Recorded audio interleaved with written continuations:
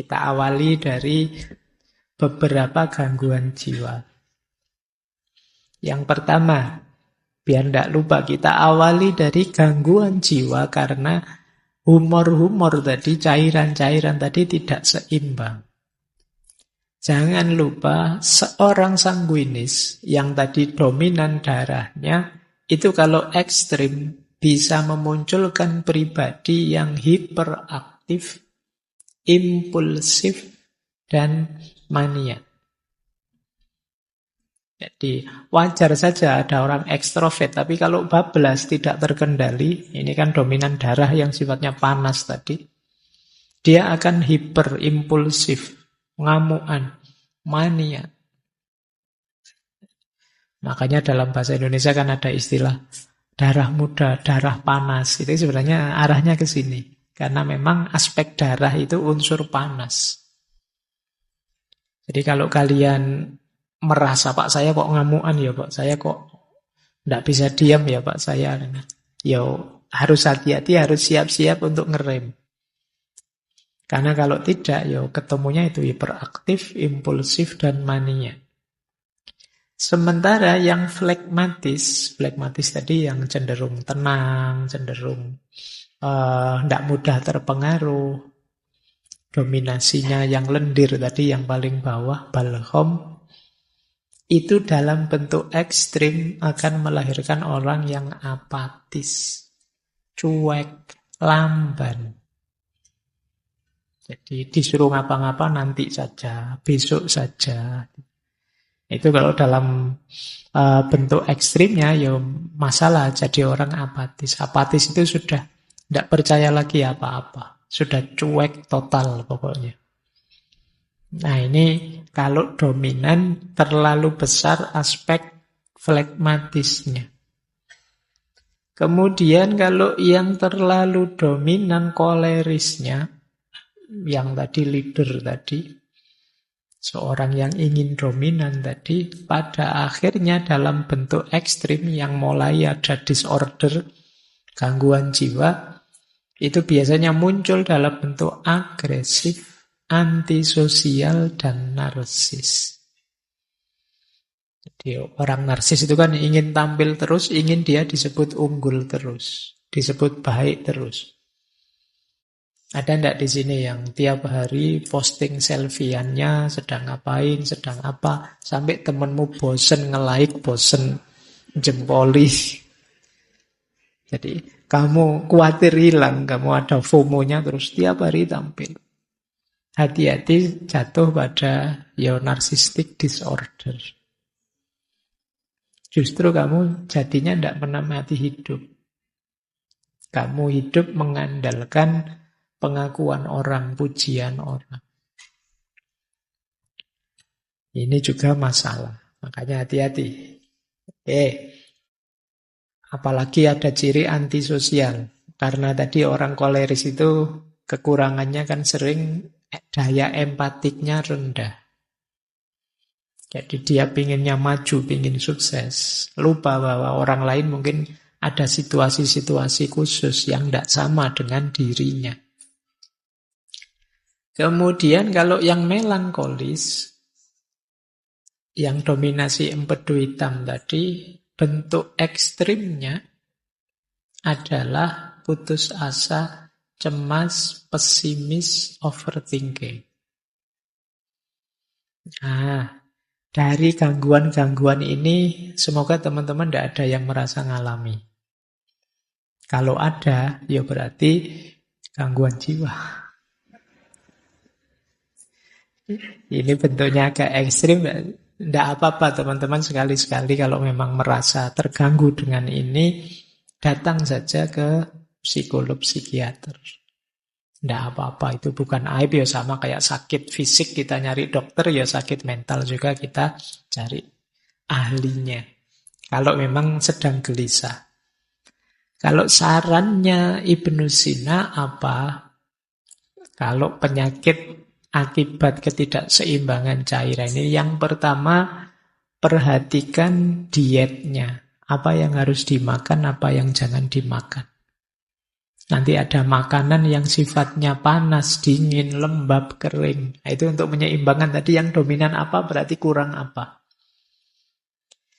Ya nanti kapan-kapan kalau ada yang perlu nanti tak kasih apa sih yang kalau dominan sanguinis, flegmatis, koleris, melankolis itu apa yang harus dimakan, dietnya apa. Cuma kalau disampaikan di sini agak bertele-tele karena masih banyak materinya.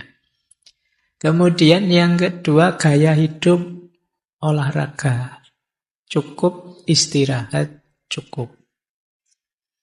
Nah, semoga teman-teman termasuk yang masih sadar olahraga dan sadar istirahat.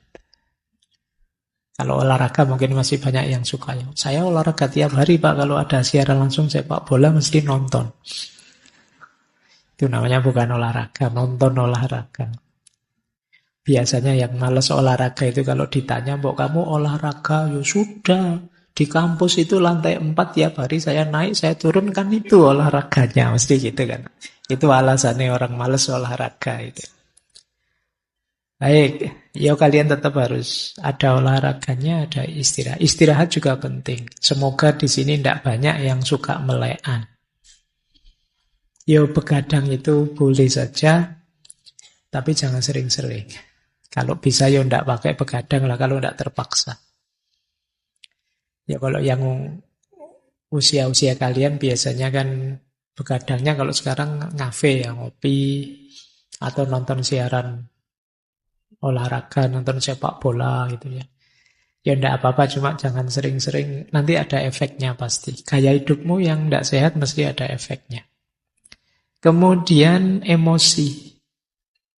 Kendalikan emosi, stres sekecil apapun bisa mempengaruhi keseimbangan cairan tadi dalam diri kita.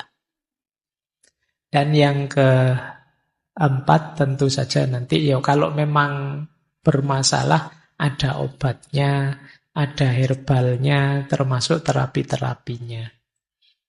Kalau memang sudah sakit.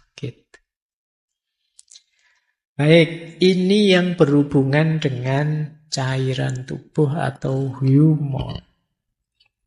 Sekarang kita lebih dalam lagi. Gangguan jiwa jenis kedua. Kalau tadi karena cairan, kalau ini karena masalah mental. Jadi masalah mental itu apa? Ada 3, cemas, depresi, stres. Kalian mungkin banyak yang, karena saya kapan itu baca berita, tingkat orang yang mengalami gejala kecemasan itu di Indonesia pesat sekali jumlahnya, peningkatannya. Kalian juga kan sering mencurhatkan overthinkingmu dan lain sebagainya. Itu gangguan kecemasan sebenarnya. Solusinya menarik, kata Ibnu Sina, kalau untuk masalah mental yang itu isinya cemas, depresi, stres, lakukan terapi mental juga. Terapi mental itu isinya 3, logika, ilmu, dan filsafat. Ini menarik ya, terapinya malah isinya belajar semua. Wong lagi stres kok disuruh belajar, itu gimana? Maksudnya apa? Yang pertama, logika itu membantu kita berpikir jernih dan rasional.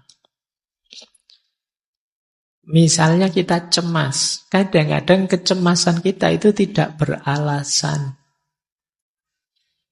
Cuma ya mengganggu kita tiap hari. Nah kalau pikiran kita jernih, kita bisa menegaskan, ngapain aku kok cemas, wong itu belum terjadi, masih besok, masih bisa iya, bisa tidak, kok aku sepanik itu sekarang. Ini pikiran yang bisa ngontrol kita seperti itu, logika. Jadi logika membantu kita berpikir jernih. Nah teman-teman boleh mulai latihan logika, ya, latihan berpikir jernih dan rasional. Kemudian yang kedua, ilmu. Kenapa harus ilmu? Ilmu itu membantu kita memahami dunia. Seringkali yang membuat kita stres, depresi, cemas, itu kan situasi-situasi di sekeliling kita yang kita tidak paham. kemarin waktu pandemi itu seluruh dunia belum terlalu paham tentang kerja dan mekanismenya virus COVID-19. Semuanya panik, banyak orang stres, banyak orang depresi. Tapi begitu diteliti kemudian tahu, oh ternyata virusnya ini, cirinya begini, kelemahannya ini. Ini kan ilmu.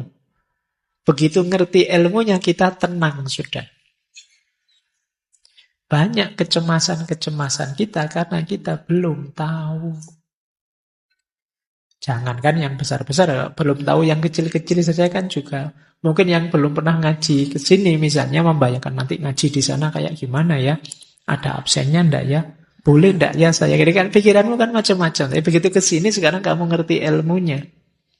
Nanti datang lagi kamu sudah ngatur strategi. Oh situasinya kayak gitu, saya datangnya belakangan saja, nanti duduknya di pojok sana kamu bisa ngatur. Lebih tenang. Maka kuncinya orang stres yang kedua itu ilmu. Ya tadi kalian misalnya belum ngerti tentang teori-teori cari yang humor dan lain sebagainya tadi. Sekarang ngerti. Oh saya ini kok marah-marah ini. Ini urusan darah ini yang panas ini. Berarti jangan makan ini dulu, jangan ini dulu biar nggak tambah ngamuan. Ini sekarang kita ngerti ilmunya.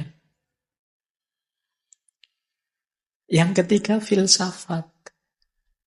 Apa manfaatnya filsafat? Filsafat itu memberi kita kerangka makna hidup. Menunjukkan kita tujuan ideal hidup. Dan ini menenangkan. Banyak orang yang hidupnya tidak punya tujuan, tidak punya idealisme dan lain sebagainya. Sehingga ngambang, sehingga mudah stres. Orang itu kalau punya tujuan hidup, punya visi, punya makna hidup, mungkin mengalami kegagalan-kegagalan kecil bagi dia biasa. Yang penting tetap lanjut menuju cita-cita besarnya. Dan cita-cita besar ideal itu ya kita menempuhnya lewat jalur filsafat. Saya sering bilang filsafat itu salah satu jalan untuk kita menseriusi hidup. Jadi selama ini mungkin kita autopilot saja. Bahkan kalian mungkin kuliah sudah semester akhir juga masih belum punya cita-cita, belum punya tujuan. Kalau ditanya hidupmu mau kamu bawa kemana? Kamu ingin hidup yang seperti apa? Belum tahu Pak, belum mikir ke sana. Bahkan jurusan ini saya kira saya juga salah ngambilnya. Kamu bisa begitu. Kamu bisa sampai dewasa tidak punya orientasi, tidak punya tujuan. Nah, filsafat membantu kita menemukan itu. Jadi menarik, kalau itu gangguan mental sifatnya, masalah-masalah mental seperti cemas, depresi, takut, solusinya 3. Logika, ilmu, dan filsafat. Nah, makanya kemarin kita ngaji terus yang jadi buku itu judulnya Menjaga Kewarasan. Jadi kita belajar filsafat itu bagian dari menseriusi hidup biar kita tetap waras. Karena waras versi kita itu kamu cari di ChatGPT juga tidak ada. Seandainya ada juga tidak mesti cocok. Karena yang tahu hidup kita itu diri kita. Jadi coba kamu tanya ya di GPT. Wahai ChatGPT, tolong bantu saya biar saya bahagia bagaimana ya. Dia mesti ngomong macam-macam tapi tidak mesti cocok dengan kita. Karena yang tahu diri kita itu kita sendiri. Nah, di sini gunanya kita logika. Di situ gunanya kita belajar sendiri biar dapat ilmu. Belajar cara berpikir filosofis biar bisa merangkai makna untuk hidup kita. Baik, ini gangguan jiwa jenis kedua. Nanti ada gangguan jiwa jenis ketiga. Kalau jenis ketiga ini masalah emosional. Sedih, atau marah, atau takut. Ini masalah emosi. Batin yang lelah, ini masalah emosi. Nah, kalau masalah emosi, menurut Ibnu Sina, solusinya adalah terapi emosional. Nah, terapi emosi kalau tadi logika, ilmu, filsafat, kalau ini musik, puisi, dan seni. Nah, ini menarik ya. Jangan salah, Ibnu Sina juga ahli musik. Beliau bisa memainkan banyak alat musik, juga bisa menyanyi. Nah, baik. Musik, kata Ibnu Sina, bisa membantu kita untuk meredakan ketegangan, menemukan kedamaian, juga mengekspresikan emosi. Kalau kalian sedang sedih, marah, atau sedang sangat jengkel, itu kan kadang-kadang coba cari alat musik apa, terus kamu main sak kapoke, lampiaskan kamu bisa. Tidak bisa Pak saya main Pak. Yus dimain ke sak senengmu aja kan sudah bisa untuk pelampiasan. Ada gitar nganggur, kamu genjreng sak kapoke, sak pedote, senare, gitu ya wis puas aku misalnya. Nah ini yang disebut terapi emosional. Nyanyi, karaoke sak keras-kerasnya nyanyilah. Itu bisa meredakan ketegangan dalam batin. Jadi musik bahkan bisa mendamaikan, tenang gitu. Kadang kalian dengerin musik apa itu rasanya sudah lupa dengan masalah-masalah yang tadi menegangkan kita. Jadi musik penting untuk membantu kita tenang. Dia bisa jadi katarsis. Lanjut. Terus puisi dan seni. Puisi bisa membuat kita lebih luas. Dulu mungkin teman-teman masih ingat ya. Kalau tidak salah tokohnya Hasrat Inayat Khan. Kata beliau, kalau kata-kata sudah tidak berdaya, maka puisi bisa membantu. Kalau puisi juga masih tidak ngangkat, musik bisa mewakili kita. Musik ya bukan lagunya, bukan syairnya. Kalau syairnya kan cenderung ke puisi, tapi musik itu kan tidak ada kata-katanya, dan kepala kita akan menerjemahkan sesuai kondisi kita masing-masing. Ya nanti kalau digabung dengan pandangan sufi yang lain, pada puncaknya sebenarnya katarsis paling hebat adalah kediaman kita. Keheningan. Itu bisa, tapi yang paling tidak kan coba kalau teman-teman sedang sangat marah, sedang sangat sedih, dan belum bisa mengatasi sendiri. Misalnya tadi pikiran yang kita minta untuk mengendalikan sudah tidak berdaya karena saking sedihnya kita. Seni dan musik, juga puisi bisa membantu. Setiap kita pasti bisa nulis puisi. Tidak ada puisi yang jelek. Jadi kalau ada orang bilang, ini puisinya jelek, loh justru yang jelek itu lebih puitis. Makanya kalian pede saja, tulis saja. Lampiaskan apa yang ada di pikiranmu, suka-suka kamu sudah. Nah, ini kan sebutannya makanya puisi. Ya kalau nulis beneran kan kamu rapi, ada subjek, predikat, objeknya, kalimat utuh. Tapi begitu puisi, sudah nulis saja. Tidak usah ditanyakan, ini maksudnya apa, itu maksudnya apa. Suka-suka kamu saja. Karena memang tujuannya untuk katarsis. Baik. Jadi kalau teman-teman mengalami gangguan jiwa jenis ketiga ini, musik, puisi, seni bisa membantu. Lanjut. Sekarang gangguan jiwa tipe keempat. Ini gangguan jiwa karena masalah spiritual. Ini harusnya agak panjang ya. Ketika kita merasa kehilangan makna hidup. Kita merasa jauh dari Tuhan. Nah, kata Ibnu Sina, ambil terapi jenis spiritual. Terapi spiritual itu komponennya 3. Doa, zikir, dan meditasi. Menenangkan diri, uzlah. Doa bisa membantu kita menemukan kedamaian batin. Zikir bisa membantu kita fokus pada hal-hal yang positif. meditasi bisa membantu kita menenangkan pikiran dan tubuh. Jadi jangan lupa Ibnu Sina itu pikirannya lengkap. Nanti kitab-kitabnya belakangan juga tidak hanya filsafat, tapi corak tasawuf, corak mistiknya juga kuat. Beliau juga menulis misalnya falsafah masyrikiyah, filsafat timur.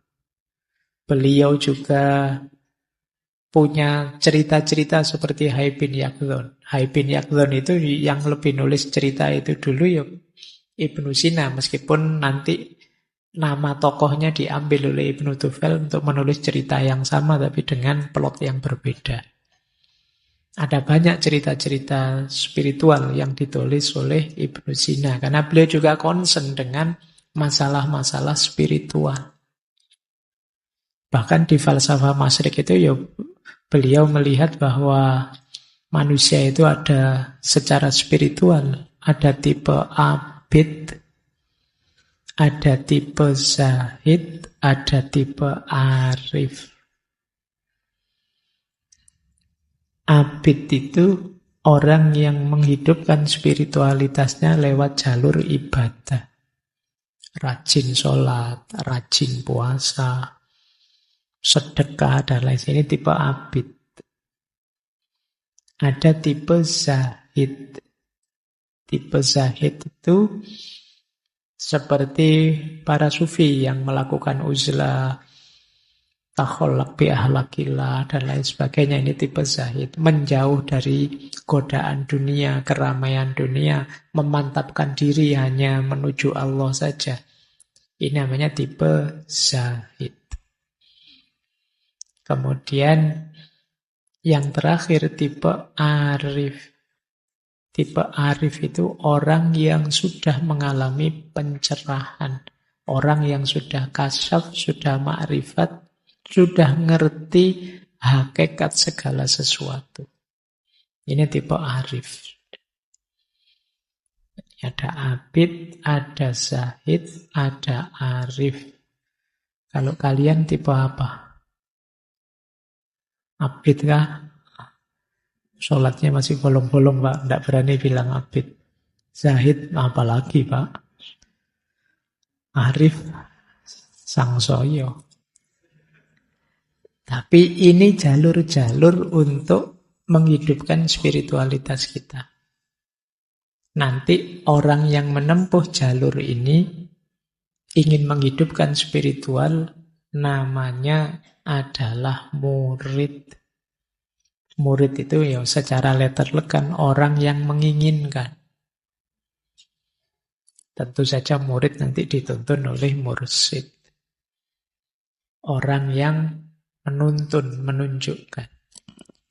Jadi baik, masalah spiritual, orang menyebutnya hari ini ada istilah krisis spiritual. Krisis spiritual itu tidak sekedar lupa Tuhan, tapi orang merasa kosong, merasa hampa, hilang makna. Mungkin kalian sering bertanya pada dirimu, hidup kok seperti ini ya? Apa gunanya aku hidup? Apa pentingnya sih aku hadir di dunia ini? Ini krisis-krisis spiritual. Jadi, apa makna diriku? Apa makna kehadiranku? Siapa sih aku ini?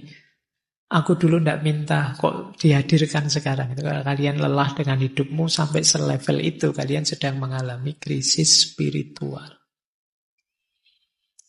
Kalian merasa tidak bernilai, tidak bermakna. Krisis spiritual itu biasanya diawali dari, tadi sudah sedikit saya sebut, kalian lupa tujuan. Kalian tidak tahu hidupmu itu mau kemana. Dan dulu asalnya dari mana. Ini kalau orang Jawa konsep ini disebut sangkan waraning dumadi. Kalian lupa aspek ini sehingga kalian kelelahan sendiri. Kalian lupa bahwa hidup ini dulu asalnya dari mana dan besok mau menuju kemana. Kalian anggap hidupmu itu ya seputar aktivitasmu sehari-hari itu saja. Yang mahasiswa menganggap hidup itu ya seputar kuliah, kos-kosan, pacaran, mungkin seputar itu saja. Padahal tidak sekedar itu kalian dihadirkan oleh Allah untuk hidup. Nah, kalau ada yang alami begini, batinmu sedang sangat lelah, berarti kalian sedang mengalami krisis spiritual. Hal yang sama sering disebutkan berhubungan dengan peradaban barat yang terlalu positivistik. Kalau teman-teman baca tulisannya Said Hussein Nasr itu, barat itu maju luar biasa. Tapi dia melupakan satu unsur yang sebenarnya esensial, fitri dalam diri manusia, yaitu aspek spiritual. Sehingga kemudian belakangan kan banyak orang barat yang kemudian geser ke ranah spiritualitas. Baik ya, kalian coba ya mulai introspeksi. Ya hidup kita ini lengkap sih, ada fisik jasadnya, tadi ada emosinya, ada mentalnya, ada jiwanya, dan ada unsur spiritualitasnya. Semuanya harus waras. Kalau ada yang tidak waras, ya hidupmu akan tidak seimbang, timpang. Jadi keywordnya konsep kesehatan mentalnya Ibnu Sina adalah keseimbangan. Makanya tadi cairan-cairan tadi tidak ada kok. Harus cairan ini saja tidak ada. Ya semuanya penting tapi jangan berlebihan. Jangan ada yang terlalu dominan. Nanti akan menyusahkanmu. Baik, nah solusi apa kalau kalian mengalami krisis spiritual? Ya terapi spiritual. Yang pertama doa.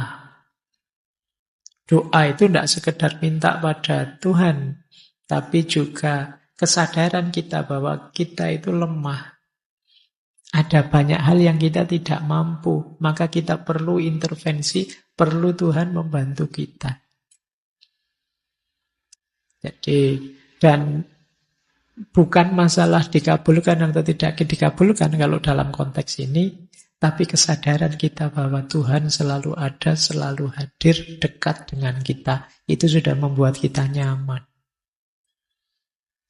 Yang kesadaran ketuhanan, kesadaran ilahiyah inilah yang selama ini sering lepas dari keseharian kita. Sekali-sekali kalau teman-teman bisa ya, coba dicek dalam sehari kira-kira berapa menit atau berapa puluh menit, syukur-syukur ada ndak 1 jam teman-teman melakukan aktivitas dengan sadar bahwa Allah sedang mengawasiku, Allah selalu dekat dengan aku. Pernah tidak begitu? Mungkin sedang kuliah sih dengan dosen. Saya kuliah kayak gini, ya Allah mengawasi loh ya saya. Nah itu pernah kesadaran ini kira-kira berapa persen muncul dalam hidup kita? Wong kadang-kadang sholat saja tidak ada kesadaran itu kan juga. Padahal sholat itu momen ketika kita berhadapan-hadapan dengan Allah, tapi kesadaran itu juga tidak muncul. Kayak kita ngobrol dengan orang, tapi kita tidak peduli yang kita ajak ngobrol siapa. Ya untungnya Allah itu sangat sayang dengan kita. Baik. Oke ya, ini krisis spiritual. Selain doa juga ada zikir. Zikir itu ya makna letterleknya ingatan dan sebutan. Jadi pikiran kita senantiasa dalam kesadaran Tuhan dan mulut kita senantiasa menyebut namanya, terus itu disebut zikir.